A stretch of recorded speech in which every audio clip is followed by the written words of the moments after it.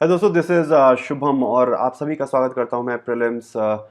किस तरीके से मैंने छः बार मैंने प्रीलिम्स किस तरीके से क्रैक किया, उस सीरीज़ को आगे बढ़ाते हैं। ये मेंस सीट गारंटी प्रोग्राम है। अगर आपने ये पूरा सेशन सही तरीके से देखा और जो बातें मैं आप तक पहुंचाना चाहता हूं, अगर आपने सही तरीके से उनको फॉलो किया तो आपका मेंस में आपकी जो सीट है वो पक्की है। ठीक है, तो आप देख रहे हैं सिनॉप्सिस आईएएस का ये प्लेटफॉर्म है और इस लेक्चर का नाम है guess work and strategy in 2017 prelims. तो इसमें 2017 प्रीलिम्स में आए हुए कुछ क्वेश्चंस, कुछ सेलेक्टेड क्वेश्चंस को मैं उठाऊंगा और कुछ भी ना जानते हुए कैसे उन क्वेश्चंस को हम अटेम्प्ट कर सकते हैं, ठीक है, इन सब चीज़ों के बारे में हम डिस्कस करेंगे। ठीक है, बात क्लियर हो गई। इससे पहले मैंने 2013, 14, 15 और 16 ये 4 साल के पेपर डिस्कस किए हुए हैं। तो अगर आपने ये नहीं देखे तो ये इस लेक्चर को अभी आगे मत देखिएगा, पहले इनको देखेंगे फिर ये 2017 पर आएंगे। तो चलिए शुरुआत करते हैं पहले क्वेश्चन से। तो विच of the following gives global gender gap index?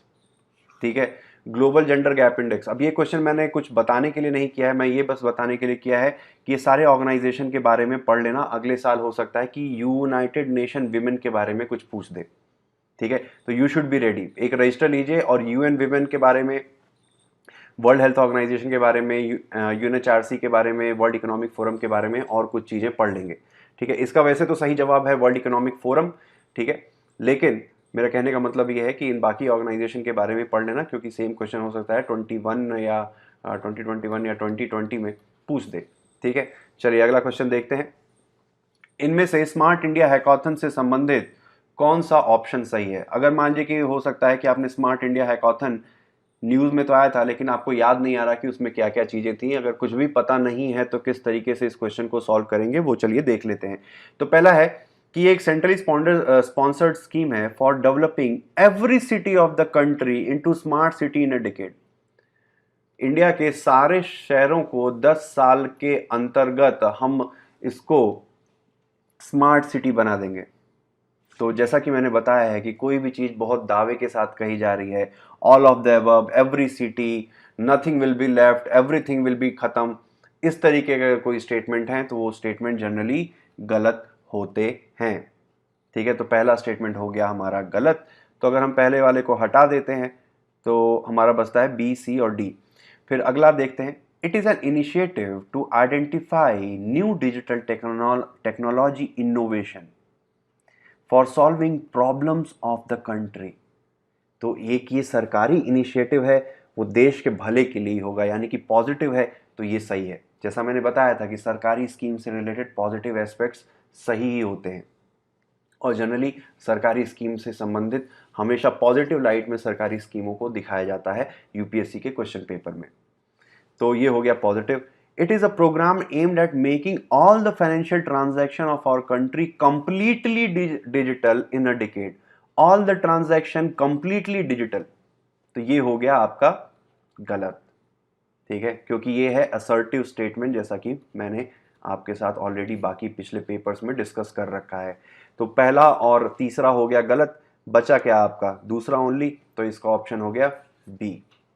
ठीक है, चलिए अब अगला क्वेश्चन देखते हैं। मॉनेटरी पॉलिसी कमेटी के बारे में पूछा गया है।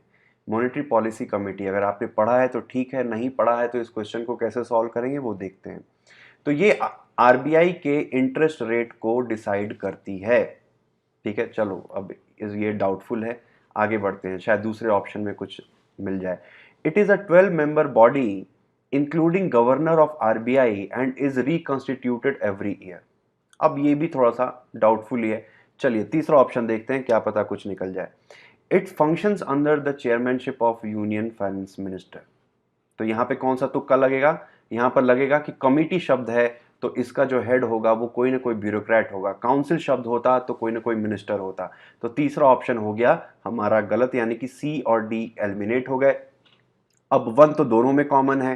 ठीक है, तो अब सेकंड पे हमें फोकस करना है। ये 12 मेंबर बॉडी है, जो गवर्नर, इसका आरबीआई का गवर्नर भी इसका मेंबर होता है। तो 12 मेंबर कमेटी बहुत बड़ी कमेटी नहीं लग रही है आपको? ठीक है, तो 12 मेंबर की बॉडी थोड़ा सा कंफ्यूजिंग है, बहुत बड़ी कमेटी दिखाई दे रही है, तो इसके गलत होने की संभावना ज़्यादा है। ठीक है, तो ये हो गया, सेकंड कट गया और हमारा आंसर आ गया 1 ओनली। ठीक है, चलिए अगला क्वेश्चन देखते हैं। मणिपुरी संकीर्तन के बारे में पूछा है, आर्ट एंड कल्चर का ये क्वेश्चन है। चलिए देखते हैं संकीर्तन के बारे में कि ये एक डांस और सॉन्ग परफॉर्मेंस है, पहली बात ये है। दूसरा, इसमें सिंबल्स का इस्तेमाल, symbols are the only musical instruments used in the performance. ठीक है, तो ऐसा हो सकता है क्या कि किसी डांस में अगर मान लो कोई ढोलक बजा ले, तो अब भजन है तो भजन में कोई ढोलक बजाता है, कोई हारमोनियम बजाता है, कोई तंबूरा बजाता है, कोई कुछ भी बजा सकता है। ऐसा नहीं कह सकते इसमें सिर्फ सिंबल्स यानी कि मंजीरों का ही इस्तेमाल होता है, दूसरे किसी इंस्ट्रूमेंट का इस्तेमाल हो ही नहीं सकता है। तो सेकंड ऑप्शन हो गया हमारा गलत, तो सेकंड हटा देंगे हम। ठीक है, अब बचा बी और डी, यानी कि पहला तो सही ही है। अब हमें देखना है कि ये क्या तीसरा वाला पॉइंट सही है। It is perform to narrate life and deeds of lord Krishna. तो अगर आपने थोड़ा बहुत ही आर्ट कल्चर पढ़ा होगा तो संकीर्तन ट्रेडिशन आपको पता होगा कि संकीर्तन ट्रेडिशन की शुरुआत वहाँ के मठों में, और माफ़ कीजिएगा, संकीर्तन ट्रेडिशन की शुरुआत मणिपुर में वैष्णवाइट सेक्ट के थ्रू की गई थी। यानी कि जनरली विष्णु के जितने भी अवतार हैं, स्पेशली कृष्ण, उनके अवतार के डिस्कशन के बारे में, उनके कहानियों के बारे में, उनकी जीवनी के बारे में कहानियाँ होती हैं, उस पर भक्त जो है नाच गाना करते हैं। ठीक है, तो पहला ऑप्शन सही हो गया और तीसरा ऑप्शन सही हो गया, हमारा ऑप्शन आ गया बी। सिंपल था। चलिए आगे बढ़ते हैं। In the context of solving pollution problems, bioremediation technique के क्या फायदे नुकसान है? अगर आपने आर्ट एंड कल्चर में बायो रिमीडिएशन पढ़ा होगा तो ठीक है, अगर नहीं पढ़ा है तो देखते हैं। तो पहला ऑप्शन कह रहा है कि it is a technique for cleaning up pollution by enhancing the same biodegradation process that occurs in nature। ये एक तरीका है जिससे हम पोल्यूशन की समस्या से निजात पा सकते हैं, और ये नेचर के ही प्रोसेस को की स्पीड को, उसके प्रोसेस को यूज़ करता है। चलिए, इससे बहुत ज़्यादा हिंट नहीं मिल रहा है, इसको डाउटफुल कैटेगरी में रखते हैं। अगला ऑप्शन देखते हैं। Any contaminant with heavy metals such as cadmium and lead can be readily and completely treated by bioremediation। Completely और एनी, दो शब्द एक ही साथ जुड़े हुए हैं। बहुत ही बात की इस स्टेटमेंट को बहुत ही दावे के साथ कहा जा रहा है, बहुत ही पुश करके कहा जा रहा है, तो ये ऐसे ऑप्शन जनरली गलत होते हैं। तो हमारा बी हट गया, डी हट गया। चलिए तीसरा ऑप्शन देखते हैं। जेनेटिक इंजीनियरिंग का इस्तेमाल करके हम बायोरिमीडिएशन की टेक्निक को और बेहतर कर सकते हैं। तो जैसा कि मैंने बताया कि जेनेटिक इंजीनियरिंग एक फ्यूचरिस्टिक टेक्नोलॉजी है। फ्यूचरिस्टिक टेक्नोलॉजी यानी कि अनलिमिटेड पोटेंशियल, अनलिमिटेड पोटेंशियल यानी कि वो कुछ भी कर सकती है। ठीक है, तो इसका थर्ड वाला सही हो गया। तो अगर थर्ड वाला सही है तो पहला वाला तो भाई दो ऑप्शन में पहला वाला तो होगा ही होगा, तो हमारा ऑप्शन आ गया सी। सिंपल, एलिमिनेशन से थोड़ा बहुत लॉजिक लगा के क्वेश्चन सॉल्व कर लिया बिना हमें जाने हुए कि बायोरेमिडिएशन टेक्निक क्या होती है। चलिए अगला क्वेश्चन देखते हैं। With reference to prohibition of benami property transaction act 1988। अब यार इतना कौन पढ़ता है कि 1988 के एक्ट में क्या था? ठीक है, अगर नया कुछ होता तो नया कोई कानून बनता तो लोग करंट अफेयर्स में पढ़ भी लेते हैं, लेकिन 1988 के कानून के बारे में पढ़ा गया है, इसका मतलब कि किसी को भी पता नहीं होगा। फिर भी यूपीएससी ने ये पूछा है, इसका मतलब ये है कि इसमें कुछ ना कुछ ऐसा हिंट होगा जिसको पकड़ के हम इस क्वेश्चन को सॉल्व कर सकते हैं। तो पहला है कि a property transaction is not treated as benami transaction if the owner of the property is not aware of the transaction। ठीक है, चलो इसको डाउटफुल कैटेगरी में रखते हैं, कुछ भी ज़्यादा हिंट नहीं मिल रहा है। दूसरा है properties held benami are liable for confiscation by the government. तो ये एक पॉजिटिव चीज़ है कि भाई अगर आपने बेनामी ट्रांजैक्शन किया है, चोरी चकारी से अगर आपने प्रॉपर्टी हथिया है तो सरकार उसको जब्त कर सकती है, तो पॉजिटिव चीज़ है। फिर तीसरा है act provide for 3 authorities for investigation but does not provide for any appellate mechanism. Investigation के लिए तो 3 अथॉरिटी बना रही है, लेकिन अगर आप उस इन्वेस्टिगेशन से खुश नहीं हैं तो आप अपनी समस्या को कहीं पर अपील के थ्रू किसी अपनी प्रॉब्लम को सॉल्व नहीं कर सकते हैं। इसका मतलब है कि ये नेगेटिव लाइट में सरकारी स्कीम को दिखा रहा है। ठीक है, तो तीसरा पॉइंट हम हटा देते हैं। तीसरा पॉइंट हटेगा तो ए और बी में से हमें देखना है। अब देखिए, अब इसमें कॉमन लॉजिक क्या कहता है कि अगर मान लीजिए किसी की भी बेनामी प्रॉपर्टी पकड़ाएगी तो वो आदमी बहाना तो बना सकता है, सरकार को बोल सकता है हमें तो पता ही नहीं था। भाई अगर आपको पता ही नहीं है ऐसे कैसे हो सकता है कि आपको पता ही नहीं है लेकिन आपके नाम पे किसी ने प्रॉपर्टी बना ली है, ऐसा तो संभव नहीं है। ठीक है, तो ये बहाना नहीं चल सकता। फिर ये तो सब लोग बहाना करने लगे कि भाई हमें तो पता ही नहीं था कि ये हमारे नाम से प्रॉपर्टी है, किसी ने पता नहीं किसने किया है, किसने हम मेरे नाम से प्रॉपर्टी रजिस्टर कर ली है मेरे डॉक्यूमेंट्स यूज करके। तो ये पहला वाला ऑप्शन हो गया गलत। ठीक है, तो बचा हमारा 2 ओनली, बी।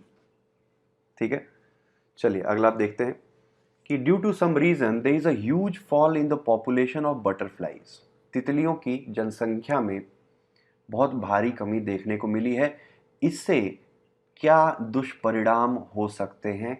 अगर तितलियों की जनसंख्या में भारी कमी हो जाए तो क्या दुष्परिणाम हो सकते हैं? ऑप्शन पूछा है कि pollination of some plants could be adversely affected. ठीक है, तो ये देखिए माइल्ड सा स्टेटमेंट है, सम शब्द का इस्तेमाल किया गया है। ऑल द प्लांट्स अगर होता तो गलत होता, तो कुछ पौधों के पॉलिनेशन पे असर हो सकता है, क्योंकि सारे पौधे तितलियों द्वारा पॉलिनेट नहीं होते। कुछ ही पौधे होते हैं, कुछ भौरों द्वारा होते हैं, कुछ मधुमक्खियों द्वारा होते हैं, कुछ बाकी के कीड़ों द्वारा होते हैं। सारे पौधे उससे नहीं होते। खैर एनीवेज यहाँ पर सम शब्द का इस्तेमाल किया गया है, यानी कि बहुत ही माइल्ड सा स्टेटमेंट है, तो इसके सही होने की संभावना ज़्यादा है। फिर दूसरा है कि there could be a drastic increase in fungal infection of some cultivated plants. Drastic, बहुत तेजी से फंगल इन्फेक्शन बढ़ जाएगा। अब ड्रास्टिक शब्द का इस्तेमाल किया गया है, यानी कि कोई बात बहुत दावे के साथ कही जा रही है, इसका मतलब कि सेकंड वाला पॉइंट गलत हो सकता है। फिर तीसरा है it could lead to a fall in the population of some species of wasp, spiders and birds. इसकी वजह से, बटरफ्लाइज के मरने की वजह से कुछ हो सकता है, कुछ स्पीसीज के पॉपुलेशन के गिरने की संभावना है। कुड दिया है, विल शब्द नहीं है, विल शब्द का इस्तेमाल नहीं दिया किया गया है, कुड शब्द का, हो सकता है। समझ रहे हैं? तो इसका मतलब यह है कि ये भी सही है और ये भी सही है और ये गलत है, यानी कि इसका जो सही जवाब होगा that will be C, 1 and 3 only. समझ में आई बात? चलें आगे, अगला क्वेश्चन देखते हैं। अगला क्वेश्चन कहता है it is possible to produce alga based biofuel, यानी एल्गी का इस्तेमाल करते हुए हम बायोफ्यूल को प्रोड्यूस कर सकते हैं, लेकिन डेवलपिंग कंट्रीज में एल्गी से बायोफ्यूल बनाने की क्या लिमिटेशन और चैलेंजेस हैं? ठीक है, तो 3 चैलेंजेस पूछा गया है, इनमें से पूछा गया है कि कौन सा सही है। अब पहला कह रहा है कि एल्गा का जो बायोफ्यूल है सिर्फ समुद्र में ही पैदा हो सकता है, जमीन पर तो हो ही नहीं सकता है। अब एल्गा बेस्ड बायोफ्यूल एक फ्यूचरिस्टिक टेक्नोलॉजी है। हो सकता है कि आज समुद्र में पैदा हो रही हो, कल को कुछ सालों में कॉन्टिनेंट यानी जमीन पर भी होने लगे। तो हम दावे के साथ नहीं कह सकते कि ये सिर्फ समुद्र में पॉसिबल है। तो पहला हो गया हमारा गलत। अब दूसरा है setting up and engineering the alga based biofuel production requires high level of expertise technology until the construction is completed।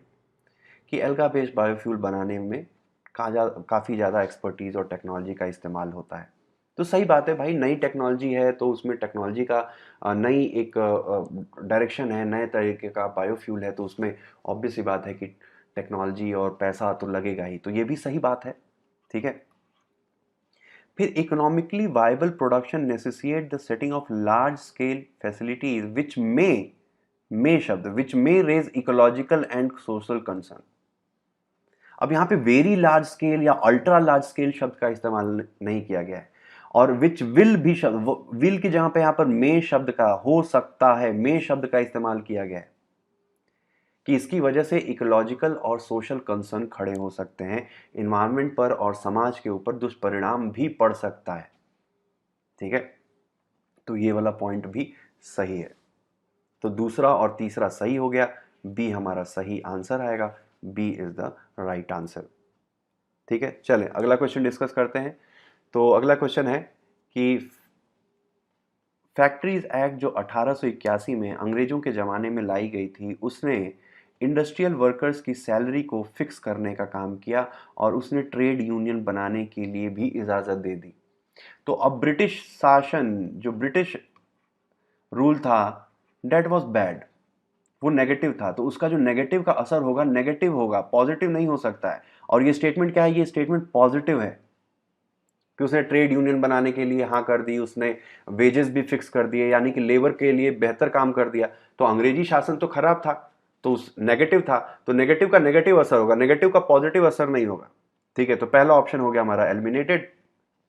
अब दूसरा पूछ रहा है कि एन एम लोखंडे ने लेबर्स मूवमेंट को आगे बढ़ाने में मदद की।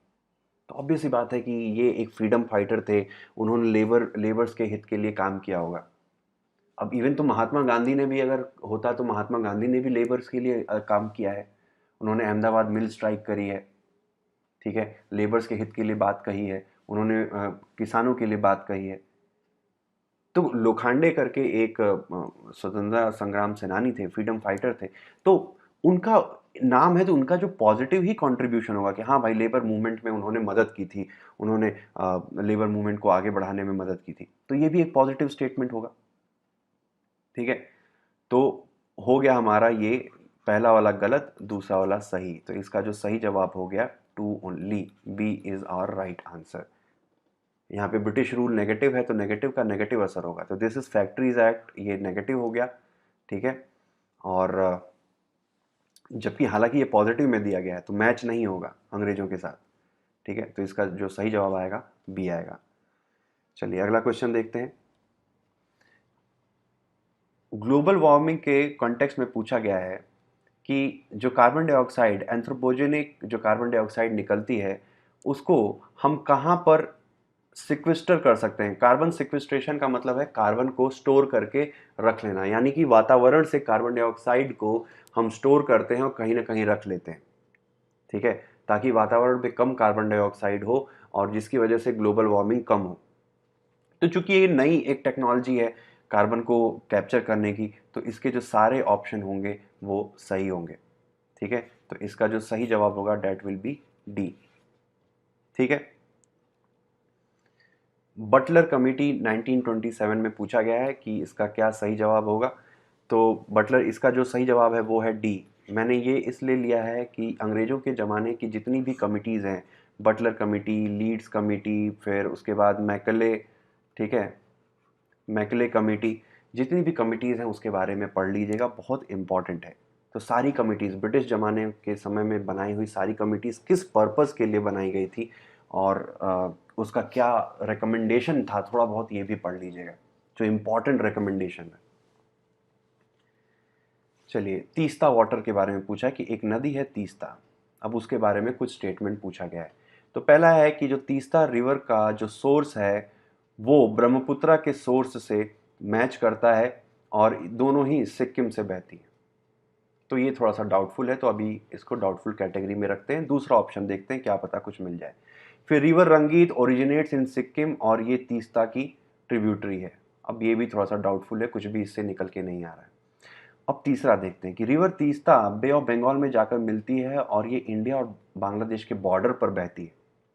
तो आप इतना तो समझते होंगे कि तीस्ता नदी को लेकर बांग्लादेश और इंडिया के बीच में विवाद है, और अगर तीस्ता नदी इंडिया और बांग्लादेश के बॉर्डर पे बह रही होती तो ये विवाद उत्पन्न ही नहीं होता। विवाद तो इसलिए है क्योंकि तीस्ता नदी बांग्लादेश में घुसती है।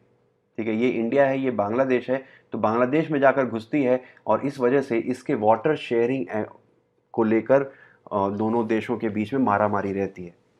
तो ये हो गया गलत, तो तीसरा ऑप्शन हो गया गलत, और तीसरा ऑप्शन को हटाते ही हमारा जवाब आ गया बी। रिवर रंगीत ये सिक्किम से ओरिजिनेट होती है और ये तीस्ता नदी की सहायक नदी है। ठीक है, तो देखा, एक क्वेश्चन का हमने थोड़ा भी कॉमन लॉजिक लगाया तो वो एलिमिनेट होते ही हमारा ऑप्शन आ गया। चलिए अगला क्वेश्चन देखते हैं। अगला क्वेश्चन ये कह रहा है कि नेशनल एग्रीकल्चर मार्केट स्कीम, इसको इम्प्लीमेंट करने के क्या फ़ायदे हैं। तो ये सरकारी स्कीम है, यानी कि पॉजिटिव है, तो इसके जितने भी पॉजिटिव इम्पैक्ट होंगे वो सारे सही होंगे। तो अब चलिए देखते हैं। ये एक pan India electronic trading portal है एग्रीकल्चर कमोडिटीज़ के लिए, पूरे देश के लिए इलेक्ट्रॉनिक तरीके से हम एग्रीकल्चरल जो भी प्रोड्यूस होता है उसको हम ट्रेडिंग कर सकते हैं, यानी कि हम एग्रीकल्चर को और बढ़ावा दे सकते हैं, किसानों को और फ़ायदा पहुंचा सकते हैं। ये हो गया पॉजिटिव। फिर इट प्रोवाइड फार्मर्स, दूसरा पॉइंट है it provides farmers access to nationwide market with prices commensurate with quality of their produce. जिस तरीके की उनकी उपज होगी उस हिसाब से उनको दाम मिलेगा, उचित मूल्य उनको अपनी फसल का मिलेगा, यानी कि ये भी एक पॉजिटिव चीज़ है। तो सरकारी स्कीम पॉजिटिव रहती है, तो दोनों का पॉजिटिव एस्पेक्ट यानी कि both 1 and 2, C will be the right answer. समझ में आया? चलिए अगला क्वेश्चन देखते हैं।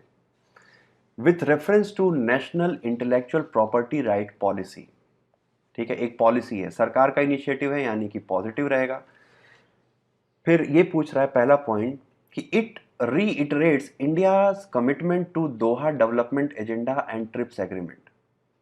तो आप जैसा कि जानते हैं कि हमारा देश दुनिया के हर इंटरनेशनल एग्रीमेंट का सम्मान करता है, ठीक है। इस वजह से जो भी ये एजेंडा और एग्रीमेंट्स हैं हमारा देश उसको सम्मान करता है, यानी कि ये हो गया पॉजिटिव।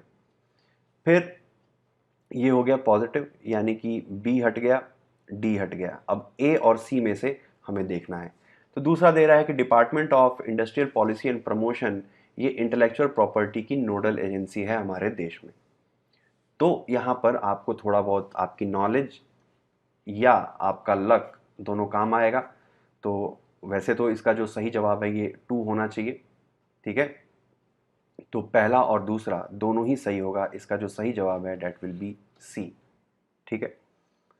चलिए क्वालिटी काउंसिल ऑफ इंडिया के बारे में सवाल पूछा गया है। With reference to quality council of India consider which of the following statement is right. तो QCI is set up jointly by India's government और इंडिया की इंडस्ट्रीज। तो जैसा कि मैंने बताया कि सरकार की जो पार्टनरशिप वाली चीज होती है, ठीक है,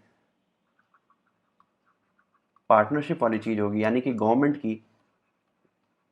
की NGOs के साथ, गवर्नमेंट की कॉमन सिटीजन्स के साथ, ठीक है, या गवर्नमेंट की प्राइवेट सेक्टर के साथ, या गवर्नमेंट की किसी इंटरनेशनल ऑर्गेनाइजेशन के साथ। ये जो पार्टनरशिप वाला अगर कोई ऑप्शन दिया हुआ है तो वो सही होता है।